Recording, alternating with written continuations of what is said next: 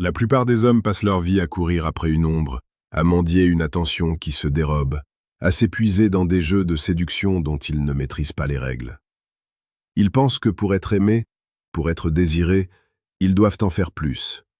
Plus de cadeaux, plus de compliments, plus de présence, plus de soumission à la volonté de l'autre. Ils se trompent lourdement. En agissant ainsi, ils ne font que creuser le fossé de leur propre solitude. La vérité est brutale.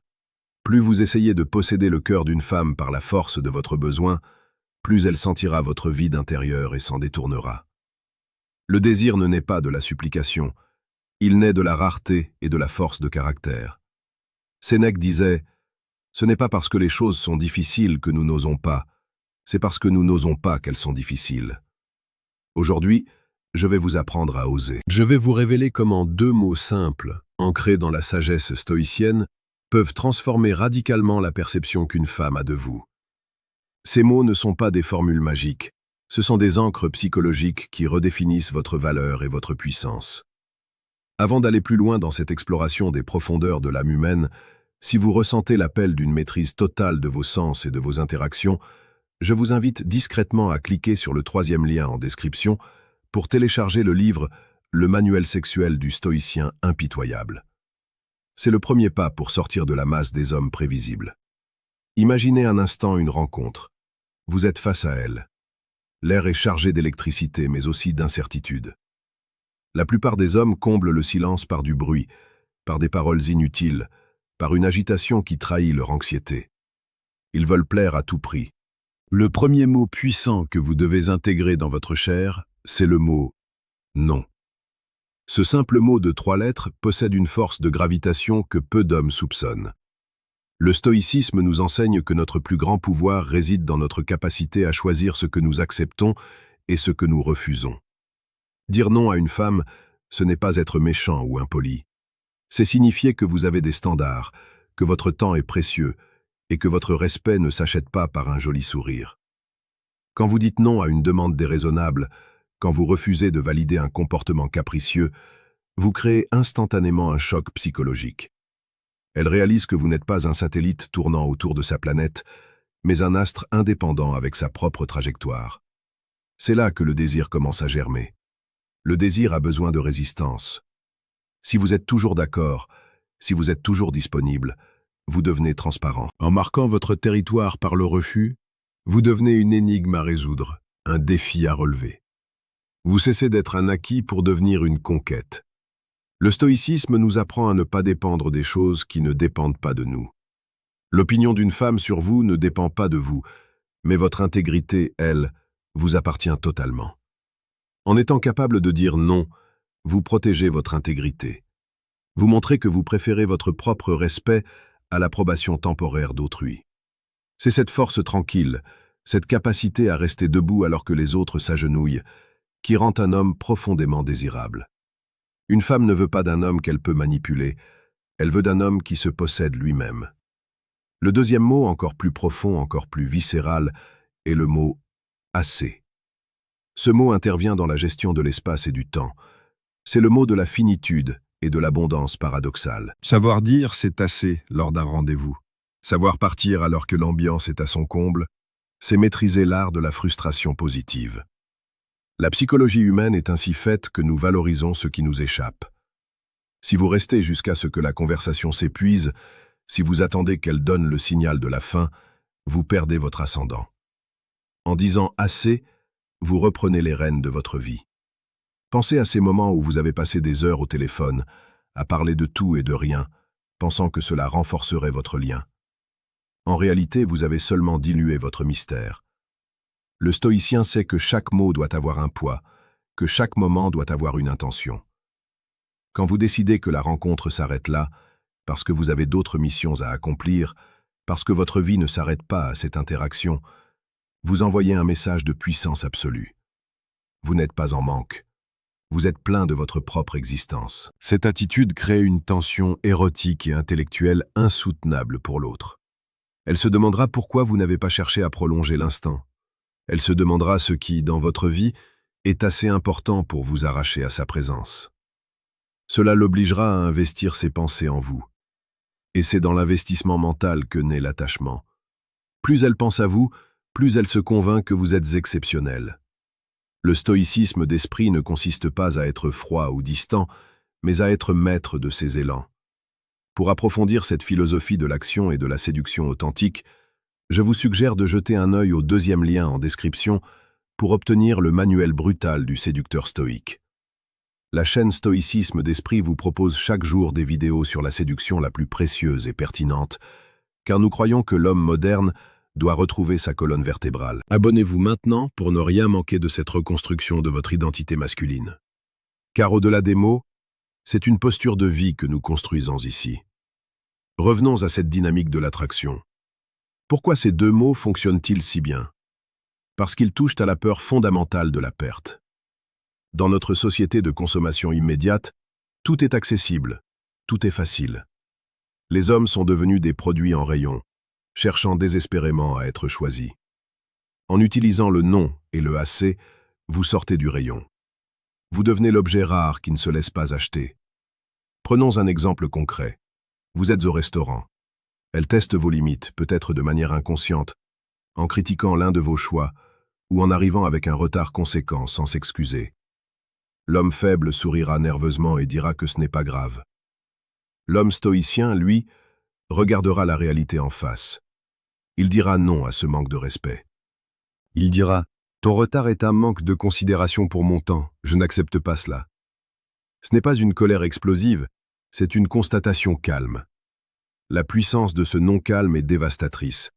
Elle remet l'ordre dans la hiérarchie des valeurs. Elle réalise soudain qu'elle est face à un homme qui ne tolère pas la médiocrité.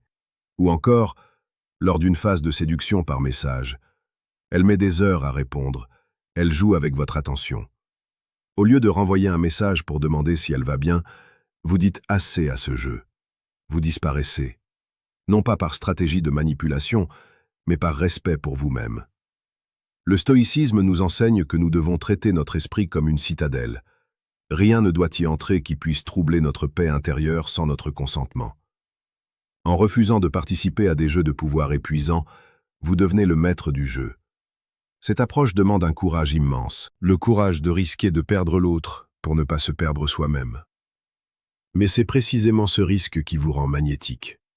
Une femme sent instinctivement si un homme est prêt à la perdre. Si elle sent que vous avez trop peur de son départ, elle perdra tout respect pour vous. Si elle sent que, malgré votre affection pour elle, vous seriez capable de dire assez et de marcher vers l'horizon sans vous retourner si vos principes étaient bafoués, alors elle fera tout pour rester à vos côtés. Le désir est une soumission volontaire à une force supérieure. Soyez cette force. Il est temps de comprendre que la séduction n'est pas une question de technique de drague, mais une question d'architecture intérieure. Vous ne pouvez pas feindre ces mots. Vous devez les ressentir. Vous devez construire une vie qui est si riche, si dense, si alignée avec vos valeurs, que le non et le assez deviennent des évidences. Si vous n'avez rien d'autre dans votre vie que la quête des femmes, ces mots sonneront creux. Mais si vous avez une mission, si vous avez une discipline, si vous cultivez votre esprit et votre corps, alors ces mots seront des lames d'acier. Le stoïcisme nous rappelle que nous allons tous mourir. Marc Aurèle se répétait chaque matin que les gens qu'il rencontrerait seraient ingrats, violents et trompeurs. Cela ne le rendait pas cynique, cela le rendait préparé. En séduction, soyez préparés à l'inconstance des émotions féminines. Les émotions sont comme le climat, elles changent sans prévenir. Si votre bonheur dépend du soleil radieux d'un sourire, vous grelotterez à la moindre averse. En utilisant le non et le assez, vous vous construisez un abri intérieur indestructible. Vous devenez celui qui apporte la stabilité dans la tempête émotionnelle de l'autre. Souvent, on nous dit que les femmes veulent de la douceur et de la gentillesse. C'est vrai, mais seulement si cette douceur repose sur une base de granit. La gentillesse sans la capacité d'être ferme n'est que de la faiblesse, et la faiblesse n'a jamais été un moteur de désir. Le désir naît de la tension entre la douceur possible et la fermeté manifeste. C'est le secret de l'attraction stoïque, être un homme capable de la plus grande tendresse, mais dont on sait qu'il peut dire non et assez à n'importe quel moment si son honneur est en jeu. À ce stade, vous commencez peut-être à réaliser que tout ce que vous pensiez savoir sur les relations est une illusion. Vous avez appris à plaire, alors que vous auriez dû apprendre à être. Vous avez appris à poursuivre, alors que vous auriez dû apprendre à attirer. Ce que je vous révèle ici n'est que la partie émergée de l'iceberg. Il existe un monde souterrain de communication non dite, de tests inconscients et de dynamiques de pouvoir que la plupart des hommes ignorent totalement. Vous pouvez choisir de rester dans cette ignorance confortable, de continuer à vous demander pourquoi vos relations échouent ou pourquoi vous n'êtes jamais le premier choix. Ou bien, vous pouvez décider de passer au niveau supérieur, de déchirer le voile et de voir la réalité telle qu'elle est. Si vous êtes prêt pour ce choc thermique, cliquez maintenant sur le 3e lien en description pour accéder à Décodage, ce qu'elles disent versus ce qu'elles pensent vraiment. La frustration que vous ressentez peut être le moteur de votre transformation, ou le poids qui vous coulera. À vous de choisir. L'engagement que vous prenez envers vous-même est le seul qui compte. Si vous avez trouvé de la valeur dans ces mots, si vous sentez que quelque chose en vous s'est réveillé, laissez un commentaire ci-dessous. Dites-moi quel mot, du non ou du assez, vous semble le plus difficile à prononcer dans votre vie actuelle.